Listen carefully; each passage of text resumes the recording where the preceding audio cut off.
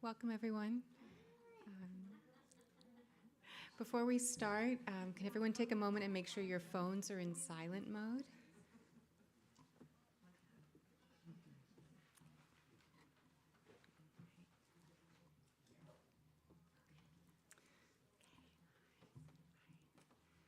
Chief Seattle said, "Every part of this soil is sacred in the estimation of my people. Every hillside, every valley, every plain and grove has been hallowed by some sad or happy event in days long vanished." We would like to begin by acknowledging that the land on which we gather is within the ancestral territory of the Suquamish people of clear salt water, the Suquamish people. Expert fishermen, canoe builders, and basket weavers, the Suquamish, live in harmony with the lands and waterways along Washington's Central Salish Sea as they have for thousands of years. Here, the Suquamish live and protect the land and waters of their ancestors for future generations, as promised by the Point Elliott Treaty of 1855. So I'm Jenna. I'm the Education and Community Engagement Lead here, and I'm so happy to introduce Joey Holmes and Cassie George from the Suquamish Tribes Language Program. Today they're going to focus on the importance of Lushootseed literacy.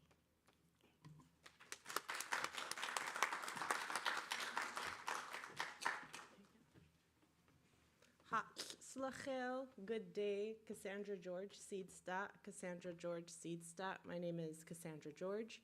Suquamish. I am Suquamish. Till all ched Suqab. I am from Suquamish. Bada ched at T. Doug George, Yefti Christy Bagley, Yefti Tony Roberts. I'm the daughter of Doug George, Christy Bagley, and Tony Roberts. Alti Slachel.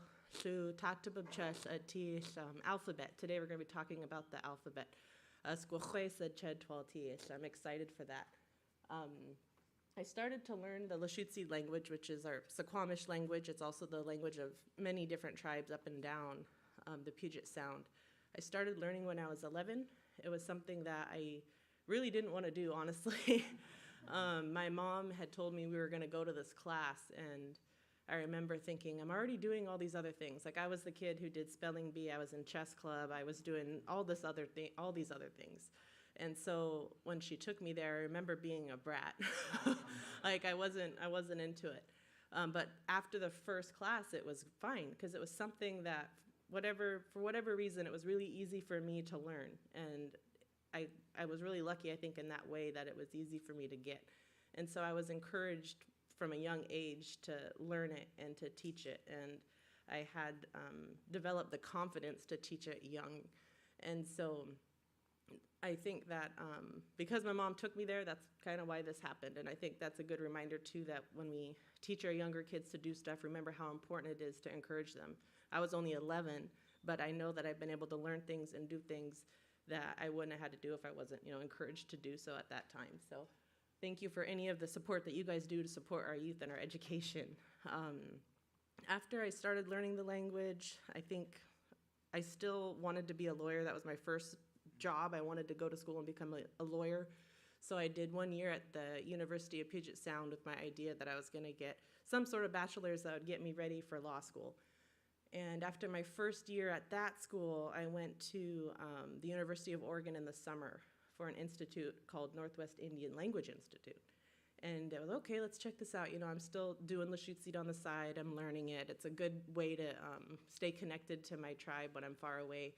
And I went there, and I had no idea that there was an academic pathway to study our tribal languages. And so after that institute, I transferred colleges and went to the University of Oregon and said, nope, I'm going to get my bachelor's in functional linguistics. And I'm also going to follow my teacher. My language teacher is Zalmai Eswali Zahir from Puyallup. And he went down there to study the language. I got my bachelor's in linguistics. He went all the way and got his PhD in linguistics. So what I say today is the best of my knowledge about linguistics, but I wouldn't consider myself a linguist because I don't have that level of using it. But I do have a lot of experience in using linguistics in language revitalization. And so today we're going to talk about how the alphabet has really helped us do that and how it's still helping us do that today. After I got my bachelor's, I decided, well, I think one of the ways we can bring back this language is to provide a full immersion daycare where our kids are surrounded in it. But the problem with that, if we do that, which is still great, if we're able to do that, if we're able to get enough teachers to speak our language that they, that's the thing right there. We can't just have speakers. We also have people that have to know kids and know how to teach them. So getting those people together, ideally we would have this daycare where our kids could be in one place and hear their language all day long. But what happens when they go to kindergarten? What happens when they go to first grade, second grade, third grade? So then I started learning about dual immersion programs. And there was one study, I wish I could cite it, but I can't. I just remember it was one reading about it, and they said, well, if you can get a kid to be in a dual immersion program to 5th grade, 2 languages, that after 5th grade, even if the rest of their instruction is in another language, the chances of them keeping both languages are higher. So that was my next goal. Like, okay, well, we can't just have a daycare. We're going to have it go all the way to 5th grade. So then I said, well, I'm going to have to stay in school a little bit longer.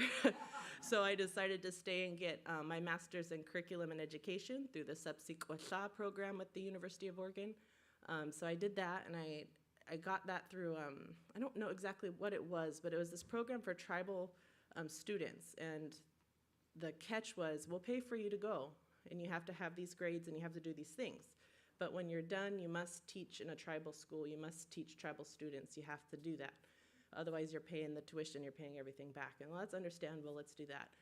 And so after I did that, had that great opportunity to just learn how to become a teacher, I came back and I taught middle school at our tribal Chief Kitsap Academy. I did that for 1 year and didn't feel like it was the best fit for me after that. I was like, I think I want to go to elementary, to a more established school. Let me see what it's like in a public school. And so then I went to a public school and taught there.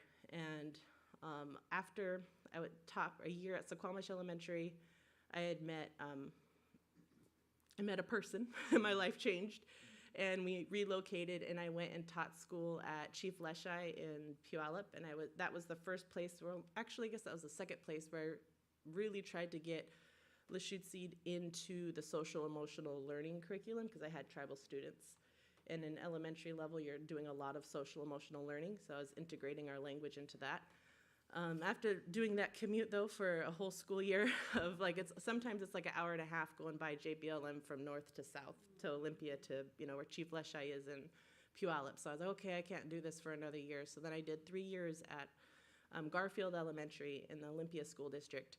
And I remember going to that school and being so excited because when I went to the interview, all over the ground, they had languages. Just different languages from all over the world that said welcome, but it was all different languages. And I went into the interview, and there were kids speaking different languages. And I'm like, this is where I'm supposed to be for a little bit, because I got to, the other thing I got with my degree was English language learning endorsement, because I really wanted to find a way to teach kids that they can, retain their language, but also learn English. So I had the opportunity for 3 years to really work with families that spoke different languages. They didn't speak Lushootseed, but they spoke different languages. For 1 year, I was able to work with one student who was from the Yakima tribe. And when I was in the University of Oregon studying Lushootseed, I also studied the Yakima language. That was my other language of study. And it felt good because I finally had an opportunity to take what I learned from another person's language and give it back to a kid. And that felt so good to do. So I did that for a while, and then eventually came home after the pandemic started, and I got lucky in that it lined up pretty well with this position. Right now I'm the language program coordinator for our tribe, so I'm not in the classroom every day anymore. Now my job really is to try to put our tribal resources in the right places so that we could get our language spoken again. And we've stepped back from the idea that a language can only be revitalized in the classroom and decided, no, we really need to focus on the home. And so one of the key parts of reclaiming our language in the home involves putting our language up on the walls, and it involves the alphabet. So that's what we're going to talk about later. I just want to give you a brief history about what I did and why I'm here talking to you about the alphabet and the language. Really passionate about getting our people access to our language. What they do with it after is fine, but I feel like we really need to make sure it's accessible to our families and to other people just so that they know about our language. Oh yeah, Chad.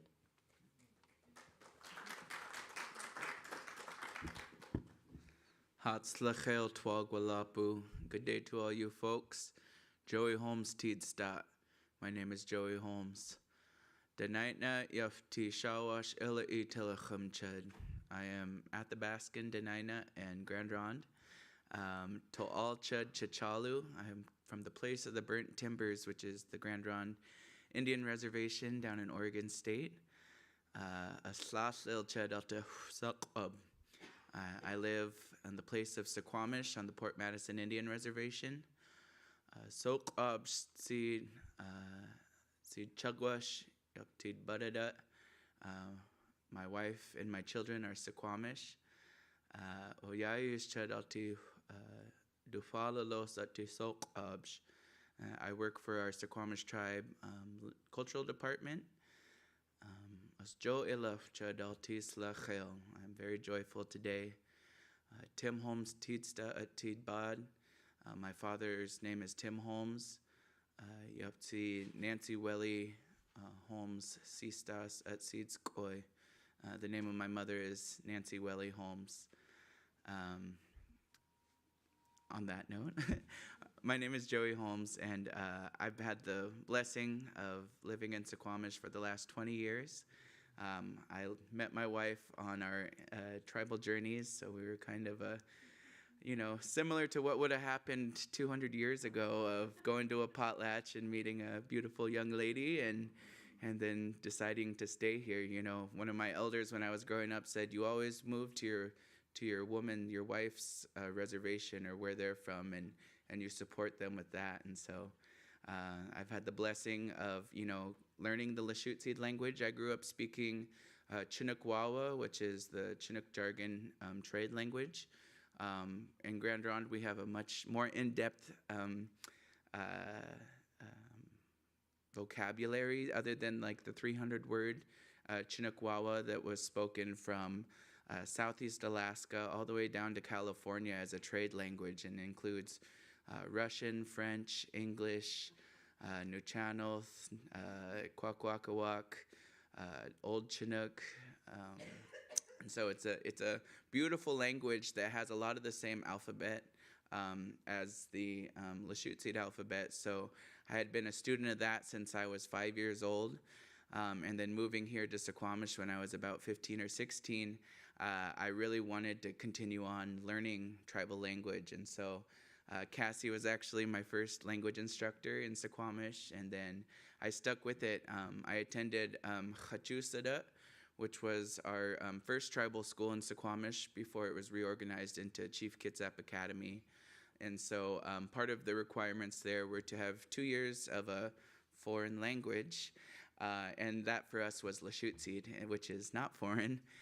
But it was a great opportunity because I already had 2 years of Chinook and 2 years of Spanish in high school. And so I guess I just have a love of learning languages and what that does culturally, because, languages are the core of our cultural components.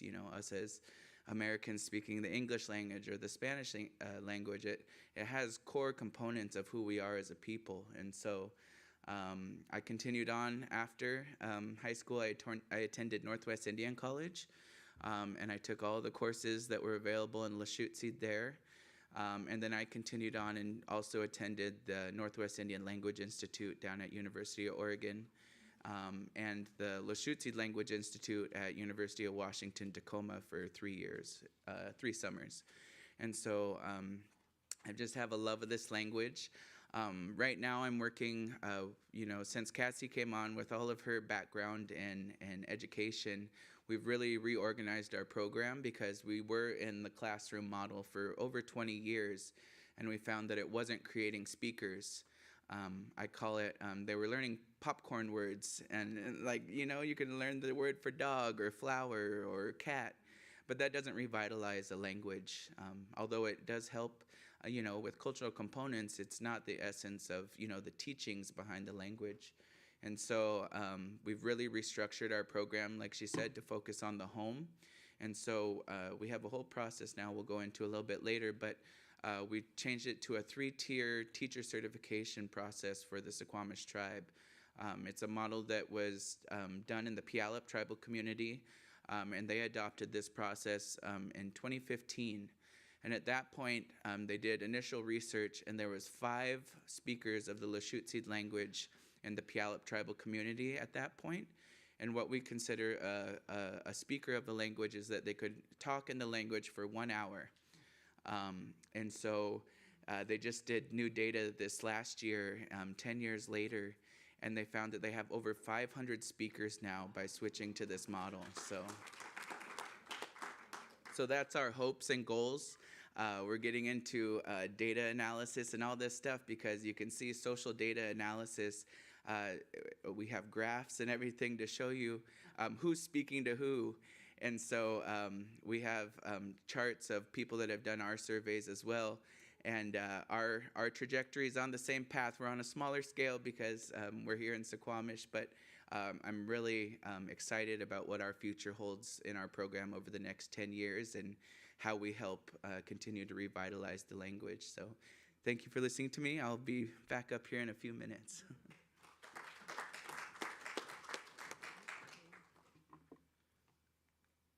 Okay, so now we'll talk about the Lushootseed alphabet. The Lushootseed alphabet, as we know it today, it started in the 1960s. First language-speaking elders worked with linguist Tom Hess on the Lushootseed language, and I think that's really important to say that the elders that worked with Tom Hess on creating this dictionary, they had, I would say, thank you. I would say they were very brave, and that we owe a lot to them for what they've done to leave this here for us to do and to access. They had to make hard decisions. You know, this language was an oral language. Before that, we did not have an alphabet system, meaning we did not have a symbol that represented a sound, and we didn't have a system where those symbols were put together to make words that have meaning. And it doesn't mean we didn't have a really sophisticated, great, wonderful language. It just didn't have an alphabet in the way that English has had for many, many, many generations. So what they had to do was figure out all of the different sounds in their language and agree that this sound is this symbol, this sound is that symbol. And by doing that, they were able to record and document words and sentences, sentence structures, things for us to access. And we do not have any first speakers living anymore that I know of. The last first speaker that I know of was Vi Hilbert, and she passed away, I believe it was 2008. And so I think when it comes to our alphabet, we don't have a choice on what we want to write it in. We write it in the alphabet that they told us to write it in. And this is the alphabet that our elders told us to write it in. So our alphabet right now has 43 characters. Each character represents one sound. There are 18 sounds that do not exist in English, and they can't be represented with the English alphabet. We have a lot of people who are well-intentioned, but they hear a sound, they don't want to write it like this. They want to write it with the English alphabet because that's what they know or that will help them remember.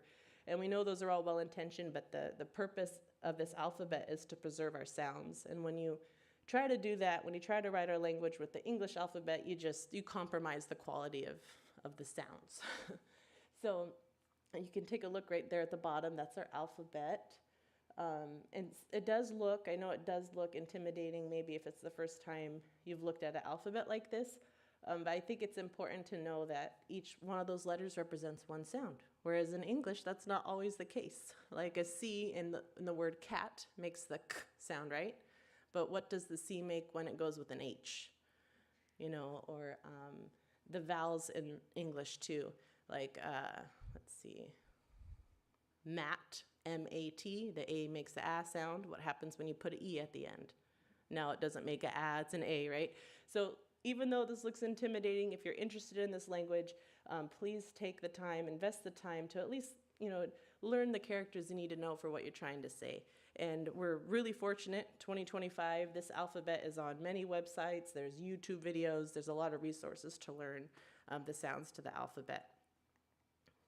I wanted to show you kind of another reason why it's significant that we have that nice clean alphabet. This is just a page here that was taken from Waterman, but you could see he's trying to figure out our sounds here. If you see right here on that part, it's talking about the place of articulation. And so when he's writing down these sounds, he's actually trying to mark down what part of the mouth those sounds are made out of. So at the very top there, you see that P and that B. Those are labial sounds, meaning that they're made with the lips, like P or B. Versus if you go down, let's see, where's another one? Dental, the T and the D, T, D. Those ones are made right behind your teeth right there. I would say those are alveolar now. Alveolar sounds, not so much dental. Dental is like the TH in English, th, where your tongue makes contact with your teeth, dental. So when we look at the archival material for our language, oftentimes we're looking at something like this. And it's not easy because you're like, okay, well, this person, wrote the sounds this way, and this is our current alphabet. And there are people like Zalmay Aswali Zahir, I should say a person, Zalmay Aswali Zahir, very important man working on our language. He has the skills, he has the linguistic background to look at hundreds of these pages and make a correspondence chart that says, hey, when Waterman said this is a Q, this is our modern day K, and so you eventually come up with a nice chart which says when Waterman uses this letter, this is the letter in our current alphabet. Here's just another, example. I wanted to show that in this one, this is handwritten. There are other archival material where it's typed, and what we're learning more and more as we work with this material is that when these notes went from written form to typed form, they had the same limitations, with other technology of the time. Whatever they had to type with is what they could use for these letters. So sometimes you'll see it typed and then they go with a marker or a pen or something and put the accent marks in there. We also know that these people who did this work, they did collect a lot of data, but they weren't speakers. So we have to look at this all with like a grain of salt and compare it to other work that was done with our language. Here's an example here of an analysis that Zalmay Aswali Zahir did along with first speaker Vi Hilbert. He shows in a table what one correspondent, Gibbs, gave for the word bod, B-A-D, bod, and then there's another side right there. Okay, well, that word was written like this from another informant, abud. Oh, this is skoy. Look, they wrote it like that, skoy, ska, ska. So this is just so you guys could see the kind of work that goes into taking our language from the old, rough archival material and trying to figure out how can we figure out what was said. Which part of this is just a mistake, they heard it wrong, and which part is, no, that's a dialect difference. So there's a lot of work that goes into trying to figure out, what was our language, what is the best word to use, what is the best version to use. Words like this, though, like bod and skoy, it got written so many ways by different people, it's really easy to verify that word. This, though, is not so easy to verify. I thought you guys would be interested in this because it's Bainbridge Island. This is place names that were pulled from the Waterman orthography. You could see right there on the left in the way that he wrote it and the translation that he was given. And then you could see the Lushootseed orthography.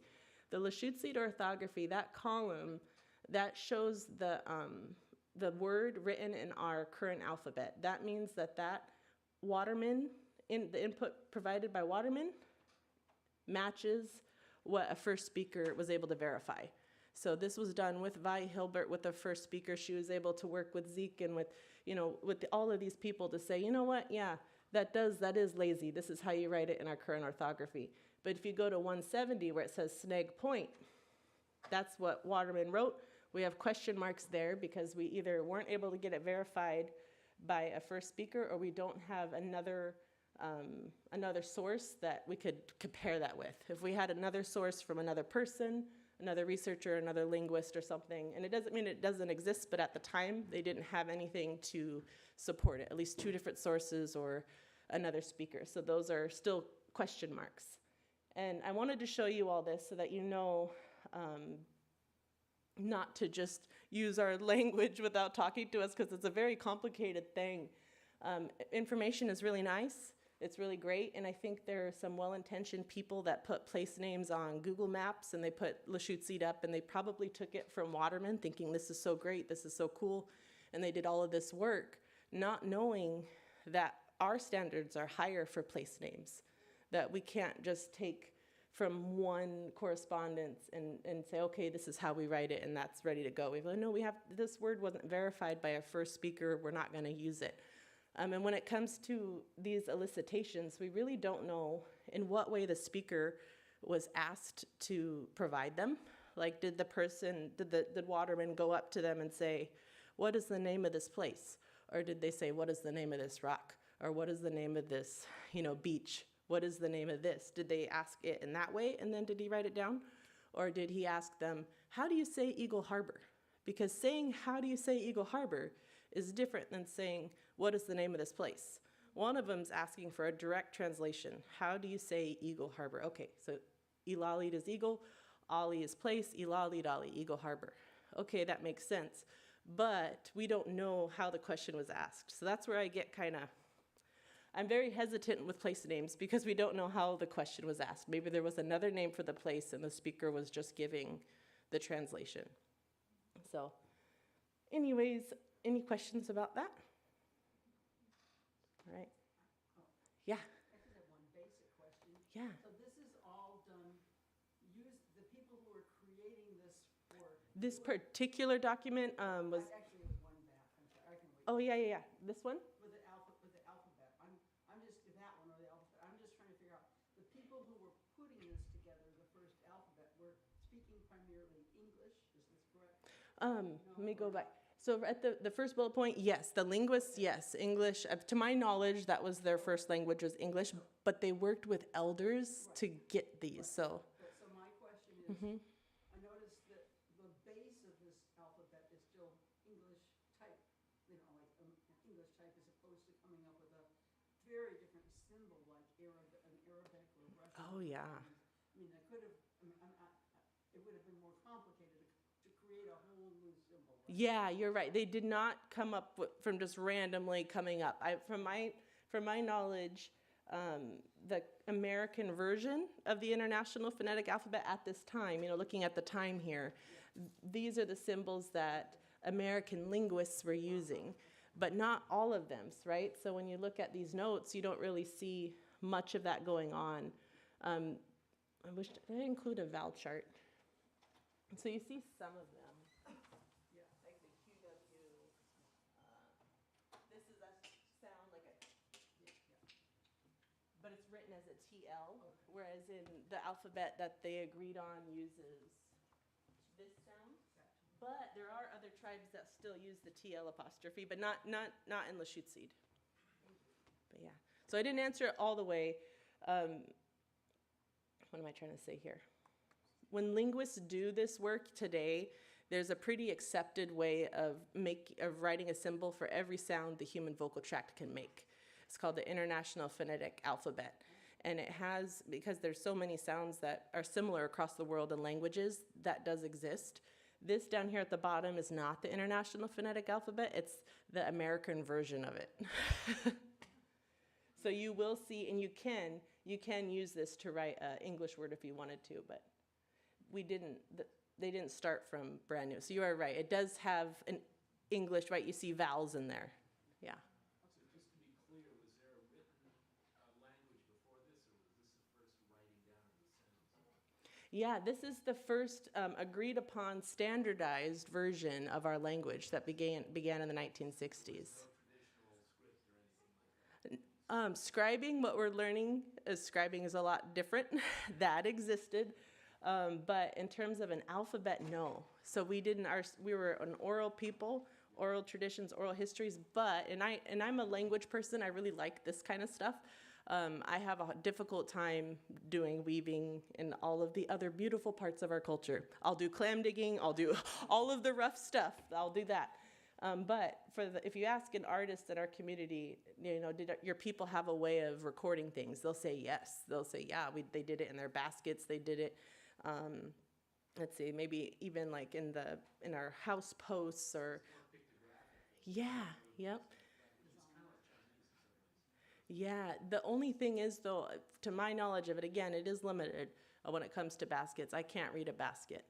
But what I've heard is that people who know baskets, they can look at it and be like, oh, that basket came from this place, or oh, that basket, this is that part of time, or this part is representing this part. So there are definitely symbols that represent, things. they represent a meaning. They're meaningful symbols in our in our culture, but in our language, I don't think we ever had an alphabet system like this. Because even if you look at this A doesn't have a meaning. It just is ah, right? Just like in English, the A just means ah. It doesn't mean anything until you put it with other letters, and then it makes meaning. So we didn't have this before. And we have it, we've had it for a while, but now we're really using it to get a lot of cool work done. But we still have to deal with this stuff because there's so many things that haven't been rewritten in our current alphabet. So there's vocabulary, there's concepts, there's things, there's place names.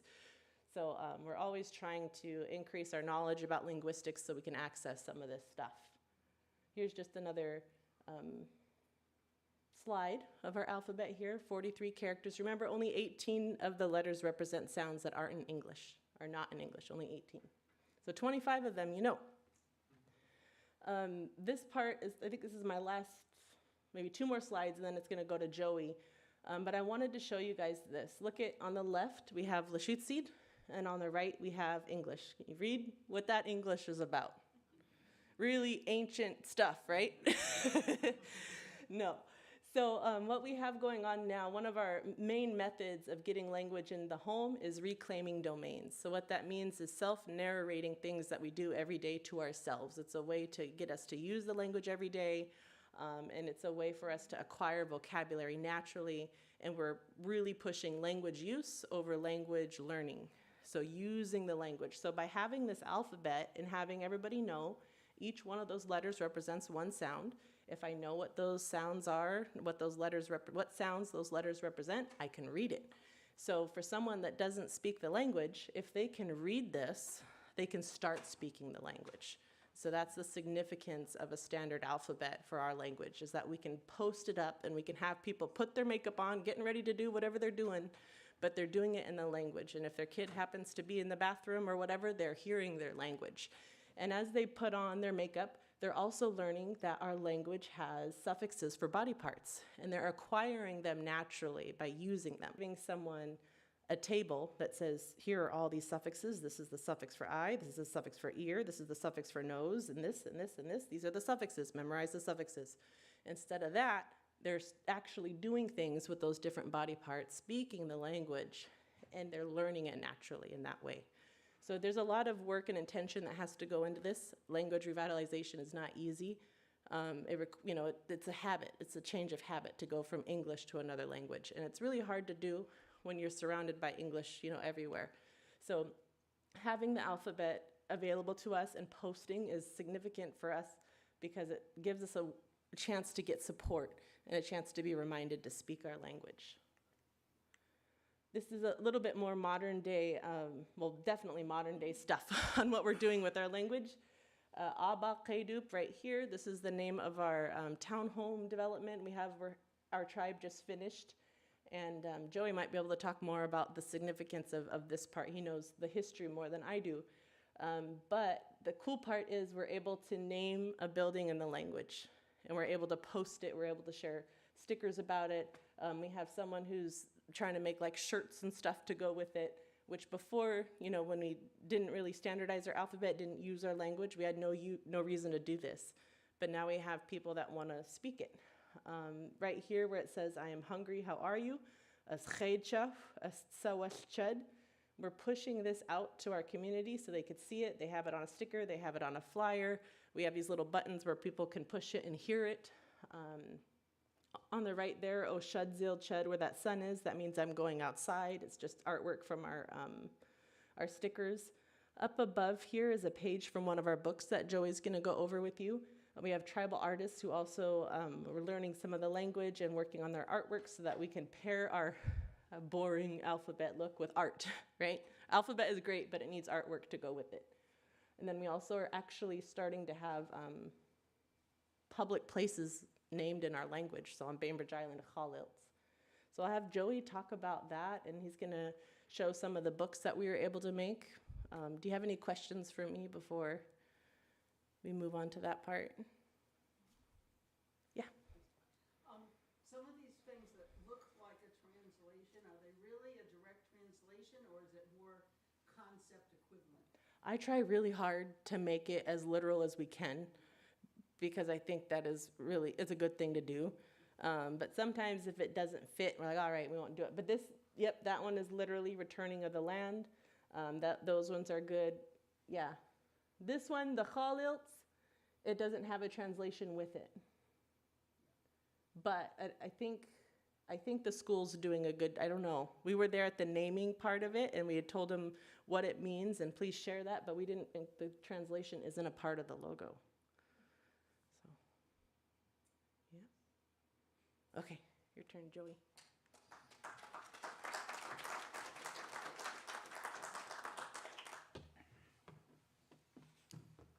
All right. So yeah, some real fun projects. I do the multimedia work for our language program, so it's it's not just us in the language program doing this work. It's us hiring tribal member artists to come in and or to produce work. We had an A&A grant through the HHS in 2020. And we were able to create some books, and a couple of them we'll be sharing with you. But in that, we were able to train several tribal members how to do Coast Salish artwork under Fobalitza, Randy Purser, who just carved this beautiful pole of Shwebe, Chief Seattle's father here up on the point, and the late Dwayne Pasco, who was a beautiful addition into our tribal community and was a spouse of our dear auntie Amish, Betty Pasco, and devoted his life work into helping revitalize not just Coast Salish, but in entire cultural groups of Northwest artwork from Southeast Alaska all the way down through Oregon State. So those two were beautiful resources in being able to train the next generation of Coast Salish artists. And so from that, we also wrote into our grant is to train them how to digitize their artwork. So, a lot of the modern needs are you need a digital format or Adobe or something of that degree to be able to format this artwork in a way that it can be shared with the public. And so we built in Adobe trainings into that. And so out of that, we have 3 solid artists that took to this, and now we contract with them to do our monthly phrase stickers or things like that. And then my job at the language program is to format it and add the language and do all those things. So I was also on the team that helped from the Suquamish side to get Khalilts as the place name, and it was my suggestion at our culture committee meeting, and I'm pretty happy that it was chosen. And so the reason why we gave it this name, for those that may not know, this was previously Wilkes Elementary here on the north end of the island, and the more that we've come of age in some ways as a nation, we can acknowledge the wrongdoings of people of the past and men that were put on a pedestal that maybe necessarily shouldn't have been. And so due to the information that was coming of age about Captain Wilkes on his numerous expeditions throughout the world, he did some pretty horrendous things, including here with the Suquamish people at Rich's Passage here. He desecrated a chief's grave here and actually decapitated his remains that were up in a tree. And, we know from a historical standpoint that when ancestors were buried in or interned in trees, sometimes it was in large bentwood boxes, sometimes it was in canoes, but we know that those people were si'ab, or high-class people, or chiefs and their families. And so Captain Wilkes actually desecrated this grave, knowing full well, because he put it in his journal, what would happen to him if he were to be caught. And so we just got those remains back several years back. They were in the Museum of Natural History at the Smithsonian in New York City. And so, we've done a lot of work. I was just telling some people before this work started on Friday alone, we received another ancestral remains from here on Bainbridge Island. And, we do work in the community where we reintern them into the tribal ceremony. So later this spring, we'll be doing a ceremony for that. But it just shows, how entwined the culture is with the language. And so I was blessed to be on the committee that helped work with the school district and the community.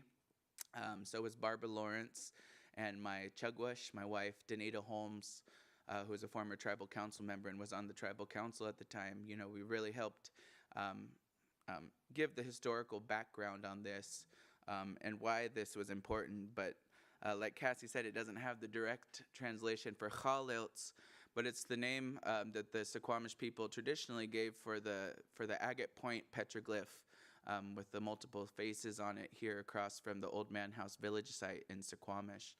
And so Chalilts literally translates to marked edge or drawn edge. That word chal is our word to write or mark or paint or draw. And ilts is the suffix for a side of something.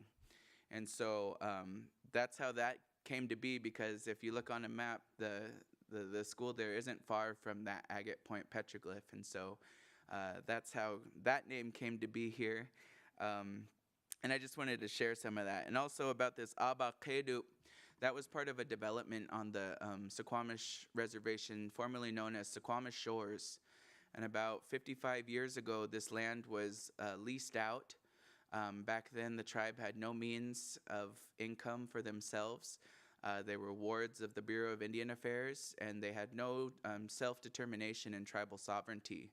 And so this land was leased out for pennies on the dollar. I think, you know, it was like $200 they had to pay for a lease agreement for their land. And it's 30 acres of prime real estate on the Port Madison Reservation in Suquamish that was, you know, removed from the people. And it was at one time, you know, thought to be a good thing until, you know, all of the property values started to increase all around us. And they made it a private community. So people of the Suquamish people were no longer allowed to go into this development on their own reservation. And there were signs that said, keep out, homeowners only. And so about 6 years ago, the lease was up, and the tribe deemed not to re-up the lease because of, you know, being a self-determined, self-governed nation now. And so we felt the name of Aba Kedu was fitting because it was the land being returned to the people. And I was at the dedication of this last month, and our chairman, Leonard Forsman, made a very good point that this was the first communal dwelling structures built on the Port Madison Reservation since Old Man House was burnt down in the 1860s. And so this was a pretty monumental thing, you know, fast forwarding 160 years nearly in the future. And so we wanted to give it a proper Lushootseed place name to mark this occasion.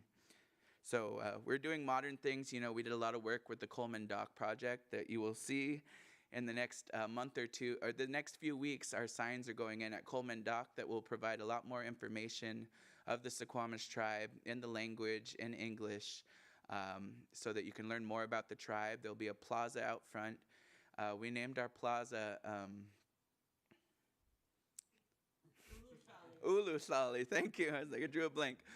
Ulu-Sali, which is a modern name that we put on this place of the ferry terminal place, and it literally means place of traveling by water, because that's what we do when we travel on the ferry. And so we've been happy to have these partnerships. Judge Robin has helped us with getting our signage when you go to the roundabout going into Paulsbo that says that you've arrived at Chochosats, which is the place of the maple trees. So if you ever go down to the waterfront park in downtown Paulsbo, you'll see those old grove of maple trees that are pretty large. And historically, those trees went all along that coastline there. And so that's how the place of Paulsbo got its name. So there's history all around us. And we say, Ti Lushootseed Gwas Ti Swa, the language belongs to the land. And we were out here yesterday giving our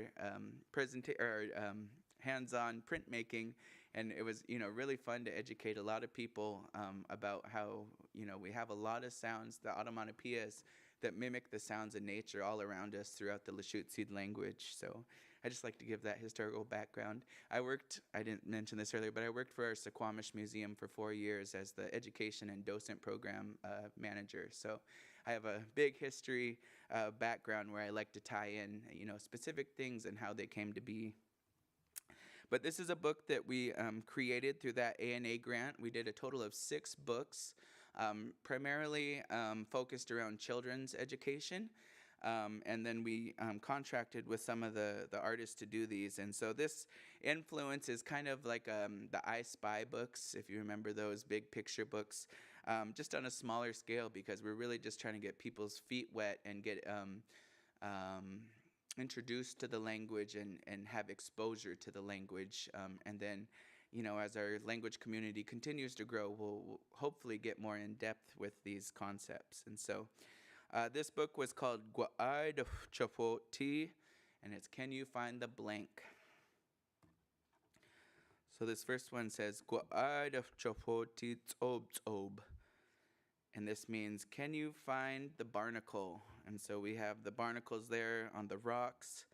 And then we have a little cheat sheet there on the right-hand side to show you what the tsob tsob is, because, we're really not only educating the public, but educating our own tribal people, because, there's been lots of disturbances on how our nations don't have their tribal languages anymore. And so we're really doing our best to try to make this accessible. And I'd also like to say that, there's a lot of traumas that go along with language learning. There's a lot of self-doubt and the fear of the unknown in our people about, not knowing how to say this or doing this. And then all the traumas that had happened in their own families and the reasonings for not speaking the language. And so we're really trying to make this accessible and fun. And so this was a fun one, because we have another member of our team goes out to clam digs, and she'll interact with our clam diggers on the beach and teach them these words as they're out there, providing for their families. So we wanted to do a beach setting so that we could fit into, what they do in their everyday lives. This next one is Gua'ai de Chopo Tik Eltbeed. And that's, can you find the canoe? Eltbeed is our by means of transportation. So that can be a car, a canoe, a train. It's a pretty universal word in our modern times now. So can you find the Eltbeed? This one is Gua'ai de Chopotis Ajo. And that's our general word for a clam. So can you find the clam? And then we give the little hint there on the side. And this one is Gua'ai de Chapoti Basco. Can you find the Dungeness crab? And so we have the Dungeness crab there on the bottom. And then this one is Gua'ai de Chapoti Gueduck. Gueduck is one of our only words that went from Lushootseed into the English language. Even though it's spelled geoduck now, we'll give that a pass. But gueduck is the word for these monumental clams that we have here in the Salish Sea. And so if you ever want really good seafood, I'm going to make a plug here. Go to the Suquamish Seafood Store on Highway 305 next to the Mossy Shop, because it's fresh seafood that's being either harvested by our Suquamish tribal fishermen or fishermen from another local tribe and sold through there. So it's the freshest seafood you can get around. And then Gua'ai de Chopotis Quali. Can you find the beach grass? So you can see the little beach grass behind the clam basket there. And then Gua'ai de Chopoti Chak'a. Chak'a is our word for rock or boulder. And so you can see the silhouette of the boulder there. And then this is Gua'ai de Chopoti Kobachab. Kobachab is our word for rainbow. And so you can see the rainbow there in the background. And then Gua'ai de Chopoti Dufish. Dufish is our person that's pulling in a canoe, a person that's paddling in the water. So we call them pullers because, you're really literally pulling yourself forward when you're in the canoe. It's not so much rowing to the side. You're using your stomach, your legs, your whole upper body. And I say we're kind of pampered in today's times because all of our modern canoes have seats in them. And if you ever see an old Coast Salish canoe, there's no seats in them. And so they were literally doing this for hours at a time, sometimes on their knees, but having that full body strength to endure for hours and hours. I'm going to say this as a side note, but one of my teachers, my former teachers, Shukhablu, Virginia Adams, told me, we've really let ourselves go as a people because of how fit our ancestors were and able to really just healthy diets, hunter-gatherer diets, and full-on utilitarian things being done every day.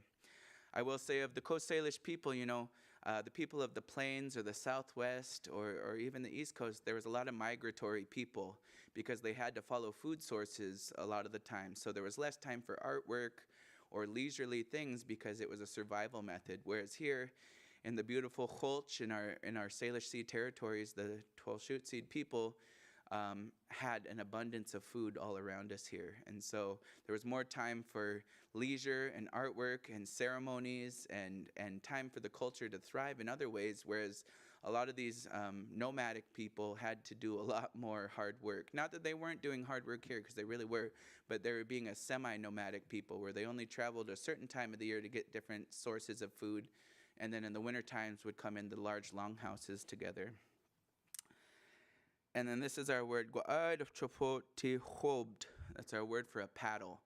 So can you see the paddle? A lot of our people are going on these canoe journeys or traveling over here to Seattle for the salmon homecoming or other events that we do right out front in our front yard. And so learning these vocabulary of how to use it while out in the canoe is helping revitalize the culture as well.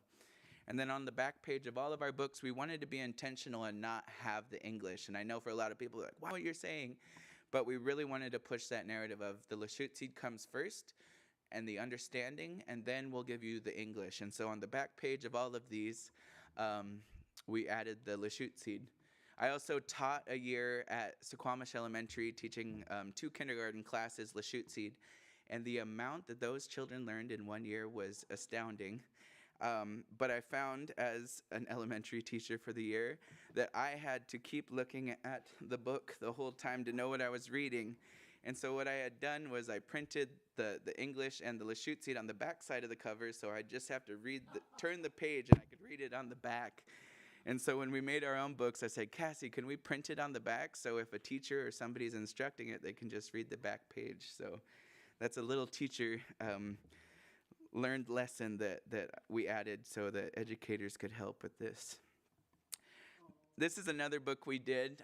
We also had a photographer that we contracted with, and we did several social emotional books, or what did you eat, what did you drink, and we also did a place names book that were all actual photos taken of our tribal members and on the Port Madison Reservation. And so this is one of our nieces, Selah, who is our cover girl, but we have all of our beautiful babies throughout this book.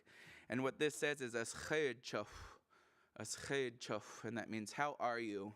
And so these are some of the responses. Us Jo'il Chud, I am joyful. And so we'd prompt these. This is actually, we have a few of our tribal council members on here. This is Irene Carper. She's our COO of Port Madison Enterprises and also our secretary on the Suquamish Tribal Council.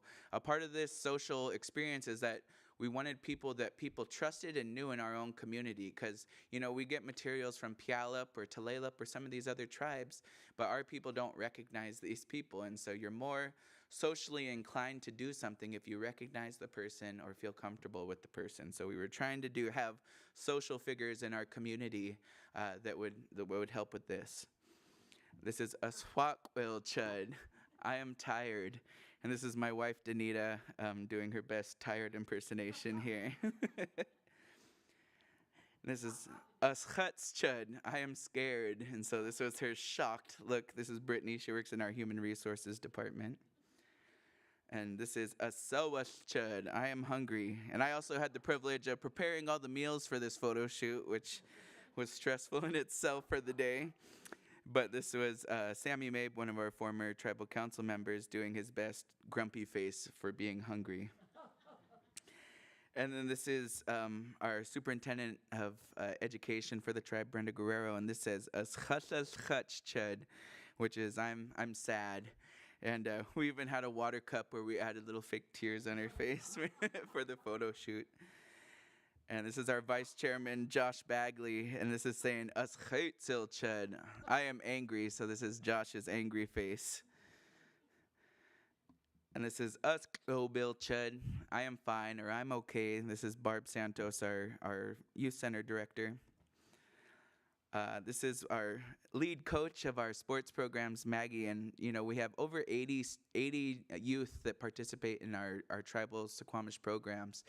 And a little plug for our program: we just had all four of our Suquamish tribal teams made the county championship games for the first year this year. They do a really balancing 80 students all at a time in the gym. Turning them into great little athletes. So this Obapats is I'm annoyed, and if you know Maggie's temperament, she does sometimes get annoyed. This is our director, Kate Avacana of the Culture Resources Department, and this one is us Ball Chud. I'm confused. And so this is her best confused face. And then this is one of our dear elders, Barbara Lawrence Piazzu, who does a lot of great work here with Bima and on the island. But this is us chud, and that means I'm sick. So we got our little thermometer and a cup of tea. And this is our tribal chairman, Leonard Forsman, and he does do this face on occasions. But this is the word us chagwil chud. And that means I am frustrated. And he does have a number of things to be frustrated about at times. And then once again, we add it to the back so that you could have the Lushootseed and the English translations there. Are there any questions for me? Hot. Oh. As but lachi beer to chest. We raise our hands to you for being here with us today, and thank you for learning a little bit more about our Lushootseed language. And I'm just excited to see where our program goes in the future, and I'll turn it back over to our host here. Thank you so much. Thank you so much, Joey. Actually, could you answer a question? Yeah, my question is if you could speak to the Lushootseed typeface that you were using yesterday as part of the DogEar Festival. Yeah, so the typeface that we were able to use was a program I had just... actually, I was a contractual worker for the language program for about 6 or 7 years before I became a full-time employee. And so our model of the past, we would just have a weekly night class. And so I was one of the teachers teaching in that one. But I would do side work like this and partner with other places. And so the former education coordinator for Bima reached out and really wanted to do a partnership and getting Suquamish youth involved into printmaking. They had a scholarship for us to come and learn to do the printmaking up here in the studio upstairs. And so I came, and it was really interesting, and I learned a lot of things that day. And it was with a group of other educators, some of them from Suquamish Elementary, some from Bremerton and other school districts surrounding us. And so we learned the basics of printmaking. And while here, the education coordinator asked, wouldn't it be great if we could do something in Lushootseed? And I was like, oh, that would be great. That would be a great, opportunity to do some education that way. And so I worked with her, and in the past she was aware, and I can't remember her name right now. I'm so shababbed. No, the designer. I can't remember, but she had worked with the Tulalip tribes a number of years ago in carving out these our symbols, our alphabet. And so she was aware, the program coordinator here was aware of that. And so she got in contact with her, and there was a place here on the Columbia River Gorge that makes these typeface tiles. And so they created a set of Lushootseed for us. So yesterday we were doing the hands-on demonstrations out front with the set of tiles. And we've checked it out several times. Cassie had just checked it out last month and had done it at one of our cultural nights. Once a month, we host culture nights on our reservation at our longhouse, Guadzada Adult, and we're able to teach people to do hands-on activities in the language and learning a new art form. And so it was really exciting to be a small part of that. I was just kind of the middleman on that, but that's also available through BEMA if you have any educator friends or anyone that ever would like to partner with us at Suquamish, potentially, and doing the typeface letterpress. So, yes. Has anybody tried to create a keyboard, a software font? Yeah, so about 20 years ago, we had a font called Lushootseed, and it sounded all great in theory. However, font cross platforms. You had to have the Lushootseed font downloaded onto your computer to be able to read it, or else if you got it, it was like 763W, things like that. And so you had no idea what this gibberish was if you didn't have that Lushootseed font downloaded. So Zalmai Aswali Zahir, our linguist, partnered with the, what's the name of the website? Language Geek.